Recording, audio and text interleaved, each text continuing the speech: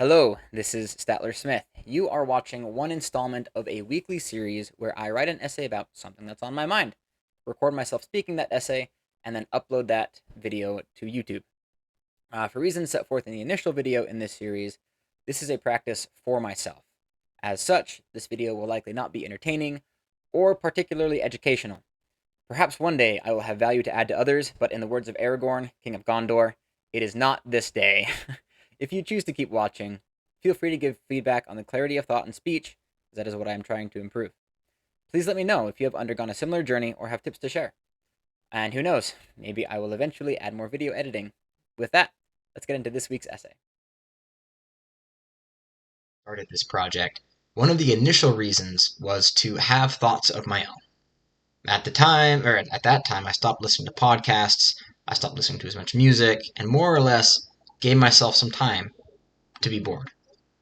Over the past few weeks, some of those things have crept back in.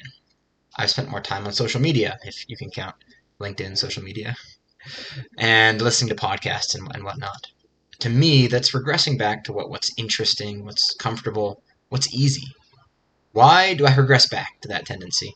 I have felt myself become less creative, less inspired, less motivated, which is really ironic because my LinkedIn feed is full of people who are ostensibly trying to motivate me, trying to help me be creative, etc.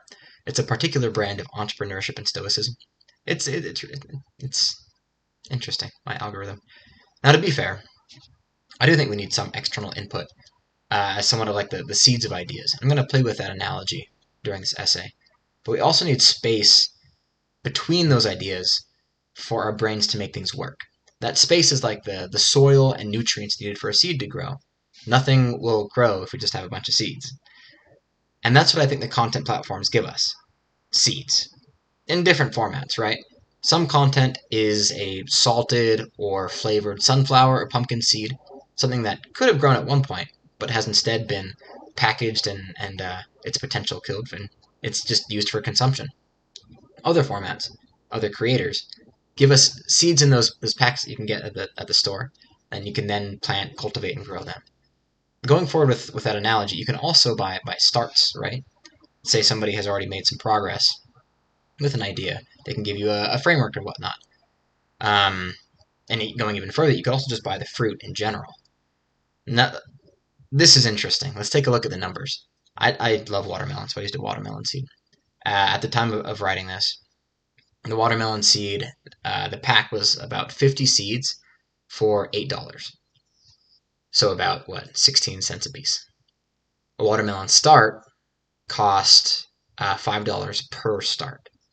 And now a watermelon from a plant, there was about 3 or 4 for about $4.50 each. So around $13.50 or $18 for 3 or 4, so about $4.50 per watermelon. Now the math here is quite illuminating. As I mentioned, the seeds cost 16 cents a piece, but each seed has the potential for $18 of revenue, which is 112 times the cost of the seed. Even just the start is 31 times the cost of the seed. And now this analogy is fascinating. Seeds are cheap. Good seeds are still cheap. Good and bad seeds are sold together, and they're the same price. Ideas are the same. Good ideas are cheap. Good and bad ideas are presented together for the same price. What's the price? Attention, a minute of your time. No other people in the history of humanity have been presented with as many ideas as we have. The variety and volume is intoxicating. The value in taking just a few ideas and planting them, working with them, and getting them to grow is astronomically more valuable than just getting more seeds. You can spend 6 months hoarding all the seeds you can get, or you can spend 6 months trying a few and potentially getting a 3,000% return from getting just one of them to just start growing.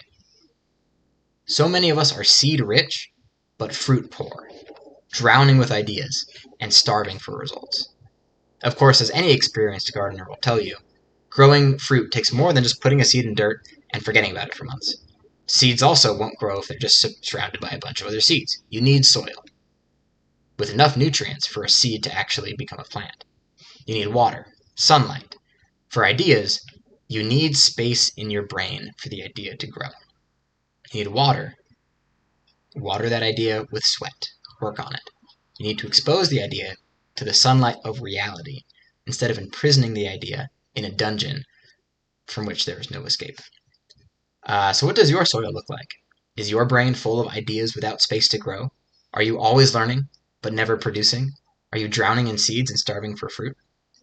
I went through a phase in my life where I thought that constantly being plugged in to a productivity book or an educational podcast would enhance the quality of my soil. For a time, I spent every walk, every trip to the grocery store, every workout with earbuds in my head, pounding the beat of the self-improvement drum. I don't remember almost anything specific from those books. Was that valuable? Possibly. At this stage of my growth, however, my push is away from books and podcasts, and especially social media. I have ideas in my head, ideas from so many sources. I have heard how to become 10 times more productive. I have heard how to grow my business, which does not currently exist, to the elusive next level. I have heard ideas to radically improve my marriage. The next challenge for me is to stop consuming the ideas of others. Honestly, I don't believe there is a life-changing idea that I haven't already heard. And that's partially because ideas can't change my life. They can inspire me to change my life. But the idea itself is immaterial. The idea of health can't exercise for me. The idea of financial independence can't save or invest for me. The idea of a good marriage can't compliment my wife for me. The idea of any result I want can't actually take the steps for me to achieve that result. Those steps, the compliment giving, the investing, the working out, have to be taken by me. And what's more, the time I spend gathering seeds is time that I don't spend cultivating soil, watering the seeds, giving them sunlight. This is an instance where many of us sacrifice what we want for the thing that is supposed to get us what we want. By consuming social media and the ideas contained within it, we sacrifice the plant for the seed, the results for more ideas. So practically speaking, how do we implement this principle how do I implement it in my life? What actions do I need to take to metaphorically care for my soil and make sure that the seeds can actually grow? First off, spend more time with my thoughts. Give them some space.